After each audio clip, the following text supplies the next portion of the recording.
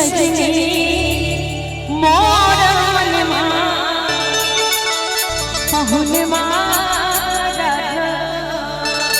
बरियाती लोगन में जो बाहर छे हुनका लोगन से आगरा पंडाल में चल आवी प्लीज।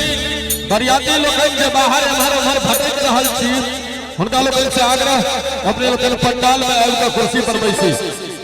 जते बरियाती थी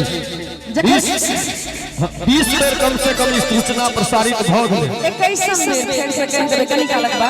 हां आओ देखा ना सुंदर सन दुल्हन के आगमन होई छै तो सखी सहेली उनका रूप से देखते तक मोहित भ जाय छथिन। कहि छथिन कि ये हो हुनवा राखो सिया के सजनमा राखो कि ये हो हुनवा राखो सिया के सजनमा राखो। और आगा की मोहित लिखन सजनी मोर मनवा पहुनवा राखो मोहित लिखन सजनी मोर मनवा पहुनवा राखो पहुनवा राखो सिया के सजनवा राखो पहुनवा राखो सिया के सजनवा राखो मोहित लिखन सजनी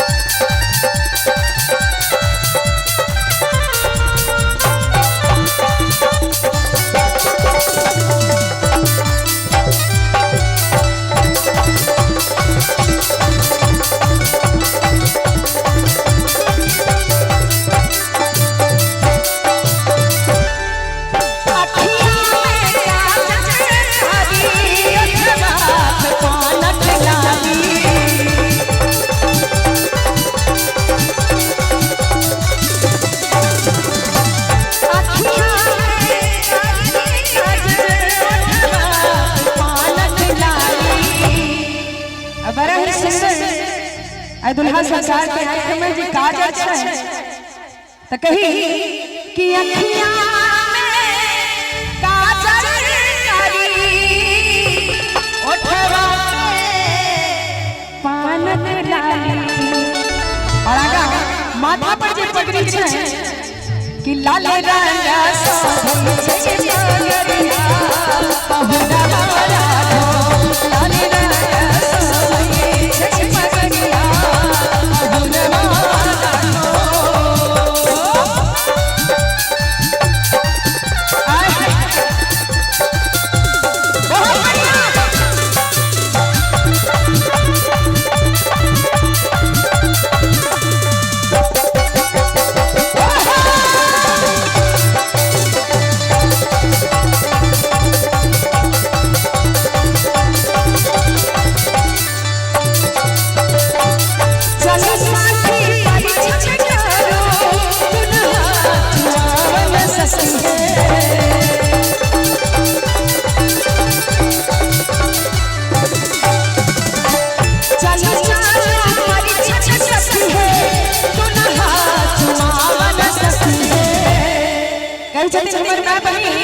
कि चलो चलो परिछान सखी है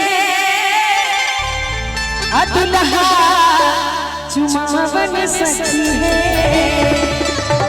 अरे त्री ने कही छथिन जिनकर माथ पर के मोर छै बड़ा चमचम चमक रहल छै तो चमचमा चमक के मोरिया पहुनवा राखो चमचमा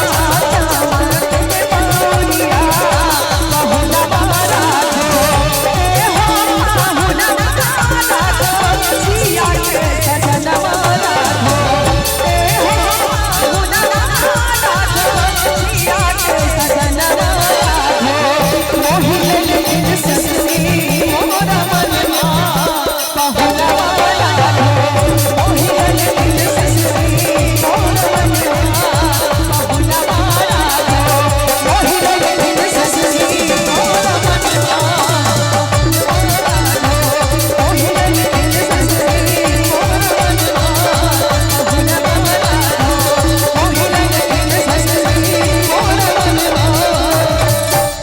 बहुले माया